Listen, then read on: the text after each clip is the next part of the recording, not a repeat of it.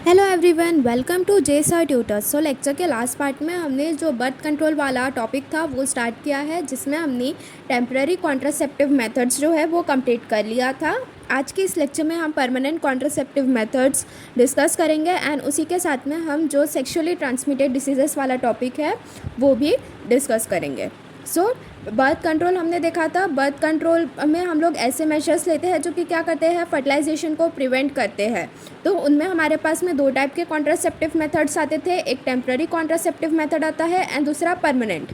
सो temporary contraceptive method जो है उसमें हमने लास्ट लेक्चर में ही natural method, coitus interruptus, lactational amenorrhoea, chemical means by spermicides and mechanical means or the barrier methods, which includes condoms, diaphragms, cervical caps and wards, intrauterine devices, physiological oral devices and other contraceptives, ये सभी चीज़ों के बारे में discuss कर लिया हुआ है।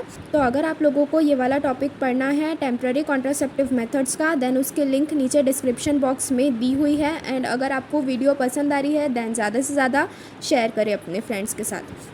So starting with permanent contraceptive method. Permanent contraceptive method में क्या होता है, ये ऐसा मेथड है जिनमें हमारे पास में दो टाइप्स इंक्लूड होंगे, एक वैसेक्टॉमी होगा एंड दूसरा ट्यूबेक्टॉमी होगा। तो हमें बर्थ कंट्रोल को परमानेंटली अगर बर्थ कंट्रोल को प्रिवेंट करना है तो मेल्स में उसके लिए क्या होता है, वैसेक्टॉमी होता है एंड फीमेल्स में क्या होता है, ट्यूबेक्टॉमी होता है। ठीक है। वैसेक्टॉमी क्या है, ये एक ऐसा सर्जिकल मीन्स है जिसमें हम क्या करते हैं, मेल रिप्रोडक्टिव सिस्टम में ही हमने देखा था कि वास्ट डिफरेंस वाला पार्ट होता है मेल्स में प्रेजेंट। तो ये वैसेक्टॉमी के बाद से याद रखना कि ये किस में होगा, मेल्स में होगा, जिसमें हम क्या करते हैं कि जो वास्ट डिफरेंस होता है उसका स्मॉल पार्ट जो रहेगा उसे हम कट करेंगे एंड देन उसे टाई कर देंगे, जिससे कि जो स्पर्म का एंट्री है वो क्या हो जाता है, ब्लॉक हो जाता है। बिकॉज ये वास्ट डिफरेंस के थ्रू ही तो जो स्पर्म है वो फिर फर्दर पास करते थे, देन वो फिर किसके थ्रू होते जाएंगे, prostate gland, bulbo urethral gland के थ्रू होते हुए वो फिर यूरेथ्रा से इजैकुलेट आउट हो जाते थे। तो अगर हम वास्ट डिफरेंस को ही कट कर देंगे एंड वहीं पे उसको टाई कर देंगे तो उससे क्या होगा कि ये जो फर्टिलाइजेशन की प्रोसेस होती है या फिर जो प्रेगनेंसी होता है उसे हम क्या कर सकते हैं, कंट्रोल कर सकते हैं, प्रिवेंट कर सकते हैं। तो वैसेक्टॉमी किस में होता है, मेल्स में होता है। एंड वही अगर हम ट्यूबेक्टॉमी की बात करेंगे तो ट्यूबेक्टॉमी, ट्यूब वर्ड हम लोग ने किस में पढ़ा है, फीमेल्स में पढ़ा है। फीमेल्स में हमने देखा था ओविडक्ट, ओविडक्ट को ही हम क्या कहते हैं, फैलोपियन ट्यूब कहते हैं। तो ट्यूबेक्टॉमी में क्या होता है, ये भी एक ऐसा सर्जिकल मेथड है जिसमें हम क्या करेंगे, जो फैलोपियन ट्यूब होता है उसका स्मॉल पार्ट हम लोग क्या करेंगे, कट करेंगे एंड देन उसे वहीं पर टाई कर देंगे, जिससे कि जो स्पर्म है वो फिर ओवम तक के पहुंच नहीं पाएगा। ठीक है। सो परमानेंट कॉन्ट्रासेप्टिव मेथड में दो टाइप्स इंक्लूडेड है, एक वैसेक्टॉमी और दूसरा ट्यूबेक्टॉमी। ये दोनों ही सर्जिकल मेथड्स है जो कि स्पेशलाइज्ड डॉक्टर्स ही परफॉर्म करते हैं। सो वैसेक्टॉमी क्या है, ये एक ऐसा सर्जिकल मेथड है, a surgical method in which a small part of vas deferens is cut and tied to block the transport of sperm. And tubectomy क्या है, it is also a surgical method in which a small cut is made in the Fallopian tube and tied to stop the entry of sperm towards the ovum. ठीक है। अब यहाँ पर ये permanent method में हमारे पास में ये कंप्लीट हो गया। नेक्स्ट हमारे पास में एक टर्म दिया हुआ है, that is medical termination of pregnancy, MTP। MTP को का फुल फॉर्म क्या हो गया, मेडिकल टर्मिनेशन ऑफ प्रेगनेंसी। ये एक मार्क के लिए भी एग्जाम में आपसे फुल फॉर्म पूछ सकते हैं या फिर फिल इन द ब्लैंक्स के भी फॉर्म में आ सकता है ये कि what is the full form of MTP, that is medical termination of pregnancy. अब ये कैसा है, ये एक ऐसा वॉलेंट्री या फिर इंटेंशनली टर्मिनेशन होता है प्रेगनेंसी का। वॉलेंट्री मतलब कि प्रेगनेंसी को हम खुद ही ख़त्म करना चाहते हैं इंटेंशनली, एंड वो हमारे ऊपर है कि हमें वो जो प्रेगनेंसी की प्रोसेस है उसे टर्मिनेट करना है या नहीं करना है, या फिर इसे हम इंड्यूस एबॉर्शन भी कहते हैं। तो प्रेगनेंसी को टर्मिनेट करने की जो प्रोसेस है उसे हम क्या कहते हैं, medical termination of pregnancy. Pregnancy को ख़त्म करने की जो प्रोसेस है। ठीक है।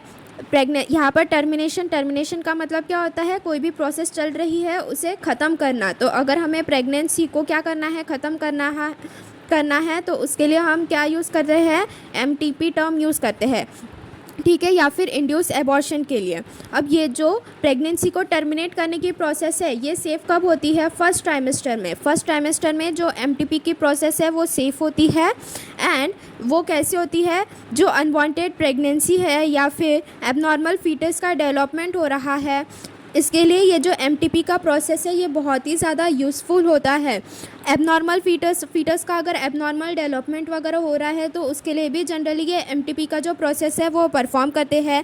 या फिर ये जो डिफेक्टिव या फिर एबनॉर्मल डेवलपमेंट होता है फीटस का, या फिर जो डेवलपिंग फीटस है उसमें कोई क्रोमोसोमल एबनॉर्मेलिटीज़ तो नहीं है, वो हम कौन से प्रोसेस से डिटेक्ट करते थे? एमनियोसेंटेसिस की जो एक प्रोसेस होती है जिसमें हम क्या कहते हैं, जो बेबी का एमनियोटिक फ्लूइड है, जो फीटस का एमनियोटिक फ्लूइड है, उसे हम क्या करते हैं, थोड़ा सा कलेक्ट करके देन उससे हम पता करते थे कि जो फीटस है, डेवलपिंग फीटस है, उसमें कोई क्रोमोसोमल एबनॉर्मेलिटीज़ तो नहीं है। बट बहुत सारी कंट्रीज़ में ये जो एमनियोसेंटेसिस की प्रोसेस है ये क्या हो गई है? बैन हो गई है। बहुत सारी फॉरेन कंट्रीज़ एंड इंडिया में भी लगभग ये जो एमनियोसेंटेसिस की प्रोसेस है वो बैन हो गई है, बिकॉज जो सेक्स ऑफ द बेबी है उसे डिटरमाइन करने के लिए ये एमनियोसेंटेसिस का यूज़ कर रहे थे, गलत यूज़ हो रहा था यहाँ पर, इसलिए ये जो प्रोसेस है वो बैन हो गई है।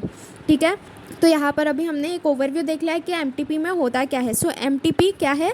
मेडिकल टर्मिनेशन ऑफ प्रेगनेंसी है। इट इज़ एन वॉलेंट्री और intentional termination of pregnancy before full term is called MTP और induced abortion.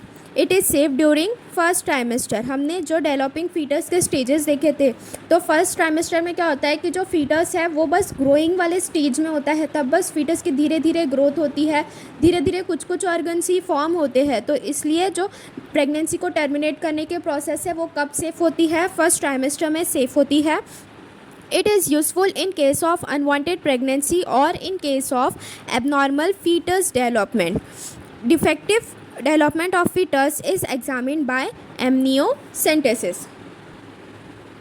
According to MTP act 1971, जो मेडिकल टर्मिनेशन ऑफ प्रेगनेंसी है उसका भी एक एक्ट आया था 1971 में, जिसमें क्या कहा था कि जो प्रेग्नेंट वुमेन है उसका भी कंसेंट होना ज़रूरी होता है अगर प्रेगनेंसी जो है उसे टर्मिनेट करना है। Consent of women whose pregnancy is terminated is required. And ये जो प्रेगनेंसी टर्मिनेशन की प्रोसेस होती है वो first trimester that is first to 12 weeks में ही होनी चाहिए। एंड वो 20 वीक्स से ज़्यादा अगर हो गए देन ये जो प्रेगनेंसी टर्मिनेट करने की प्रोसेस है वो अवॉइड करना चाहिए या फिर नहीं करना चाहिए, बिकॉज उससे जो मदर है उन्हें भी हार्म होने के चांसेस हो सकते हैं। एंड उसके बाद में ये जो एमटीपी की प्रोसेस है that is medical termination of pregnancy की जो प्रोसेस है, इनमें जो मेडिकल प्रैक्टिशनर्स होते हैं उनका ओपिनियन जो है वो बहुत ही ज़्यादा ज़रूरी होता है, बिकॉज वो हमें सही तरह से गाइड करते हैं कि प्रेगनेंसी को टर्मिनेट कब करना चाहिए, कब नहीं करना चाहिए। एंड उसके हिसाब से ही वो फिर जो वुमेन है उसका भी कंसेंट ले सकते हैं if she wanted to terminate the pregnancy और not.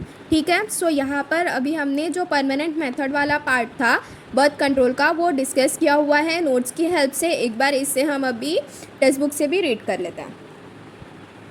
So permanent method, the permanent birth control method in man is called the vasectomy and in women it is called the tubectomy। Men's में जो permanent birth control की method होती है उसे हमने क्या कहा है? वैसेक्टोमी कहा है, जिसमें हम क्या करते हैं, जो वास्ट डिफरेंस होता है मेंस में प्रेजेंट उसका हम क्या करेंगे, एक स्मॉल कट करेंगे वास्ट डिफरेंस में एंड उसे वहीं पर टाई कर देते हैं। एंड वुमेन्स में हम किसे कट करते हैं? फैलोपियन ट्यूब को कट करते हैं। ठीक है, these are surgical methods also called sterilization। In vasectomy, a small part of the vas deferens is tied and cut, whereas in tubectomy, a small part of the fallopian tube is tied and cut. This blocks the gamete transport and prevent the pregnancy।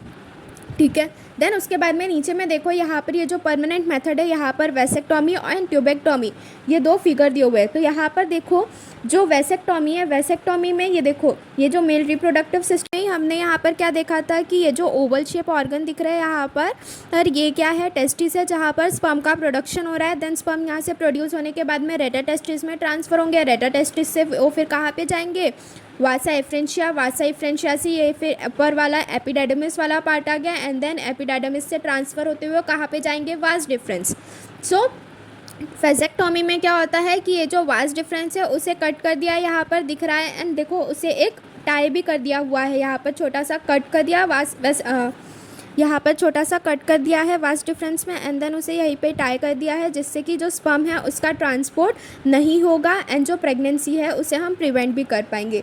And same चीज़ यहाँ पर ये जो tubectomy है इसमें भी किया हुआ है, ये ओवरीज हो गए, देन ये इतना पूरा यूटेरस तक की जितना भी पार्ट था ये क्या है, पूरा हमारा फैलोपियन ट्यूब है, जिसे हम क्या कहते हैं, ओविडक्ट भी कहते हैं। सो ट्यूबेक्टोमी में ट्यूब से याद रखना कि हम क्या कर रहे हैं, इसमें जो फैलोपियन ट्यूब्स होते हैं फीमेल्स में उसे हमने क्या किया है, एक कट किया है, वहाँ पर फैलोपियन ट्यूब में स्मॉल कट किया है एंड देन उसे हमने टाई कर दिया है। तो इससे क्या होगा कि जो स्पर्म है वो फिर फर्दर फैलोपियन ट्यूब में ट्रांसफ़र नहीं कर पाएंगा एंड फैलोपियन ट्यूब का जो एम्प्यूला वाला पार्ट था वहीं पर फर्टिलाइजेशन की प्रोसेस हो रही थी। सो अगर स्पर्म का यहाँ से ट्रांसफ़र नहीं होगा, फर्टिलाइजेशन नहीं होगी, तो उससे क्या होगा, प्रेगनेंसी को हम प्रिवेंट कर पाएंगे। ठीक है, सो यहाँ पर ये जो हमारा बर्थ कंट्रोल वाला पार्ट था वो भी पूरा कंप्लीट हुआ। नेक्स्ट हमारे पास में एक छोटा सा टॉपिक है, that is medical termination of pregnancy. Pregnancy को हम कैसे टर्मिनेट कर सकते हैं या फिर प्रेगनेंसी जो है वो कब टर्मिनेट करनी चाहिए वो दिया हुआ है इसमें। So medical termination of pregnancy, इसका फुल फॉर्म क्या होता है, MTP, an intentional or voluntary termination of pregnancy before full term is called as medical termination of pregnancy, that is MTP, or induced abortion. MTP, it is also known as induced abortion. MTP is essential in cases of unwanted pregnancy or in defective development of the fetus. It is safe during the first trimester of the pregnancy. The defective development of the fetus is examined by amniocentesis. जो developing fetus है उसमें कोई chromosomal abnormalities तो नहीं है, वो हम कौन सी प्रोसेस से एग्जामिन कर सकते हैं, amniocentesis की प्रोसेस से वो हम एग्जामिन कर सकते हैं। Amniocentesis is a process in which the amniotic fluid containing fetal cells is collected using a hollow needle inserted into the uterus under ultrasound guidance. So amniocentesis की जो प्रोसेस होती है इसमें क्या होता है कि हम क्या करते हैं, एक हॉलो नीडल लेते हैं, उसे इंसर्ट करेंगे जो प्रेग्नेंट वुमेन है उसके यूटरस में, जो अल्ट्रासाउंड की प्रोसेस होती है उसके गाइडेंस में। यूटरस में भी कहाँ पर हम वो हॉलो नीडल को इंसर्ट करते हैं, जो डेवलपिंग फीटस होता है उसका जो एमनियोटिक फ्लूइड है वहाँ पर हम ये जो हॉलो नीडल है वहाँ उसे इंसर्ट करें। अब ये जो amniotic fluid containing fetal cells है उसे हम क्या कर लेते हैं, ये नीडल में पूरा कलेक्ट कर लेते हैं एंड देन जो सेंट्रीफ्यूगेशन की प्रोसेस होती है वो परफॉर्म करते हैं एंड देन उसके बाद में जो कैरियोटाइप होता है वो उसके लिए हम लोग जो ये फीटल सेल्स है उसे यूज़ करते हैं, जिससे कि हम फिर डिटेक्ट कर पाएंगे कि जो क्रोमोसोमल एबनॉर्मेलिटीज़ वो डेवलपिंग फीटस में है या फिर नहीं है। The chromosomes are studied to see the abnormalities in the developing fetus, but the dangerous trend is the misuse of amniocentesis to determine the sex of the unborn child. Frequently, if the fetus is found to be the female, it is aborted, which is totally illegal. So, the government of India has legalized MTP Act in 1971 with strict conditions to avoid its misuse. अब ये जो amniocentesis की process है उसके बहुत सारे misuse होने लग गए थे, जिससे कि जो बेबी का सेक्स है वो डिटरमाइन करके अगर फीमेल बेबी हो रही थी तो फिर एबॉर्शन का प्रोसेस हो रहा था। तो ये चीज़ को अवॉइड करने के लिए जो गवर्नमेंट ऑफ इंडिया है उन्होंने एक MTP एक्ट लाए, जिसे उन्होंने लीगलाइज्ड किया गवर्नमेंट ऑफ इंडिया ने 1971 में, जिससे कि जो मिसयूज़ हो रहा था एमनियोसेंटेसिस का वो अवॉइड हो सके। ठीक है, देन नेक्स्ट यहाँ पर नीचे में देखो, ये जो एमनियोसेंटेसिस की प्रोसेस है ये एक फ्लो चार्ट के फॉर्म में एक्सप्लेन किया हुआ है। सो एमनियोसेंटेसिस क्या होता है, it is used to extract fetal cells for genetic analysis whether there is any chromosomal abnormalities in the developing fetus or not.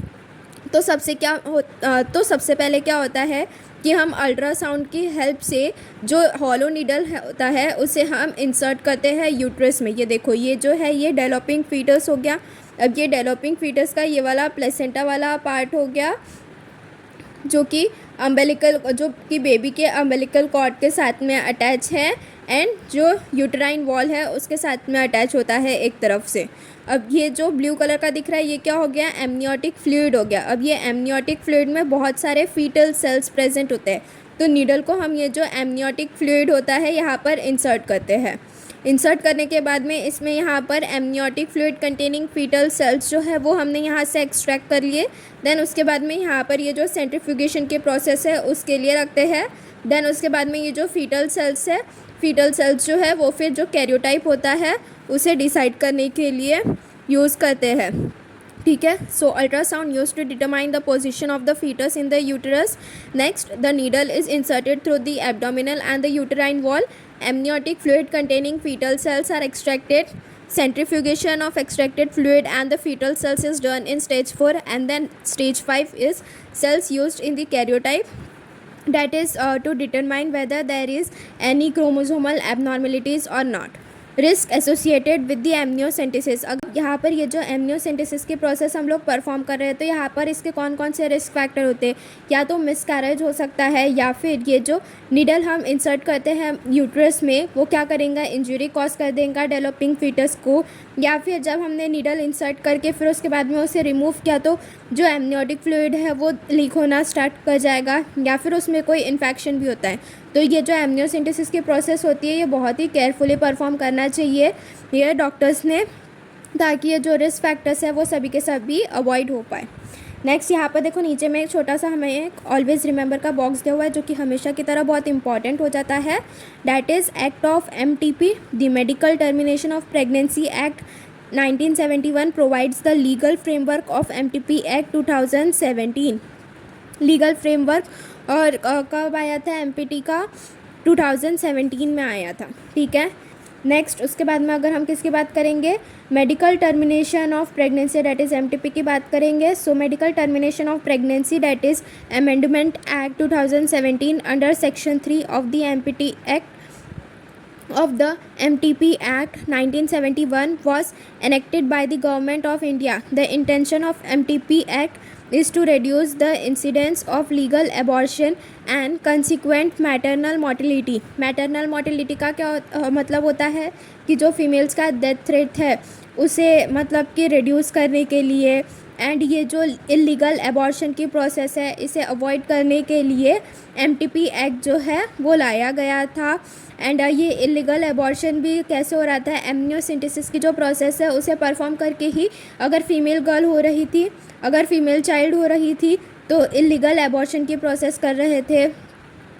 As per the provisions of the MTP Act, only the consent of the woman whose pregnancy is being terminated is required and according to MTP Act के according क्या है कि जो women है जिसकी pregnancy हम terminate कर रहे हैं तो उसका कंसेंट भी बहुत ज़्यादा ज़रूरी होता है if she want to terminate the pregnancy और नॉट।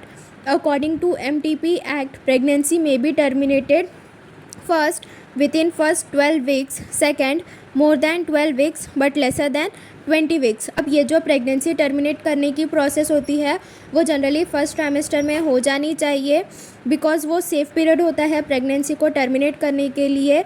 एंड मोर देन अगर 12 वीक्स हुए तभी भी चल जाएगा, बट वो 20 वीक्स से ज़्यादा होने के बाद में जो ये प्रेगनेंसी टर्मिनेट की प्रोसेस है वो अवॉइड करनी चाहिए, बिकॉज वो जो मदर होती है उनके लिए भी ये डेंजरस होता है एंड फीटस के लिए तो होता ही होता है। The registered medical practitioner's opinion is mandatory, stating the continuation of the pregnancy would involve a risk to the life of the pregnant woman or grave abnormal physical or mental health or is a substantial risk to the child। अब ये जो medical practitioner है उनका भी opinion बहुत ज़्यादा ज़रूरी होता है ये अगर प्रेगनेंसी टर्मिनेट करना होता है, बिकॉज वो हमें सही गाइड करते हैं कि वो जो प्रेगनेंसी टर्मिनेट करने की प्रोसेस रहेगी वो कैसी होंगी, या फिर अगर कोई फीमेल को प्रेगनेंसी को कंटिन्यू करना है तो उसके लिए भी बहुत ज़्यादा ज़रूरी होता है गाइडेंस का। ठीक है, सो आज के इस लेक्चर में हमने जो परमानेंट कॉन्ट्रासेप्टिव मेथड था एंड जो एमनियोसेंटेसिस है, जो MTP है that is medical termination of pregnancy, ये सभी चीज़ें डिस्कस कर ली है। सो जो बर्थ कंट्रोल वाला पार्ट था या जो टॉपिक था वो पूरा कंप्लीट हो गया है। तो अगर आपको नोट्स की हेल्प से पढ़ना है देन नोट्स डाउनलोड करने की लिंक नीचे डिस्क्रिप्शन बॉक्स में दी हुई है।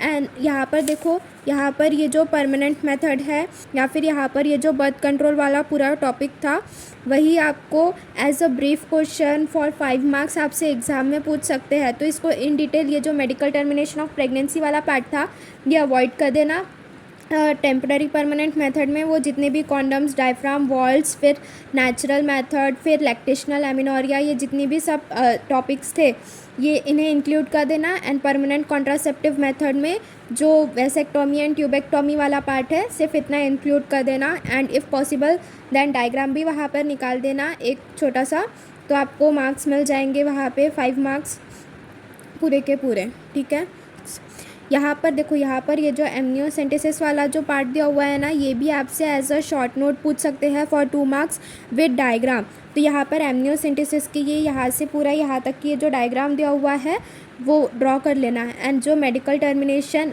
ऑफ प्रेगनेंसी का जो एक्ट है उसके बारे में भी आपसे एज अ शॉर्ट नोट पूछ सकते हैं। तो ये जो शॉर्ट नोट भी लिखोगे वो पॉइंट वाइज ही लिखना।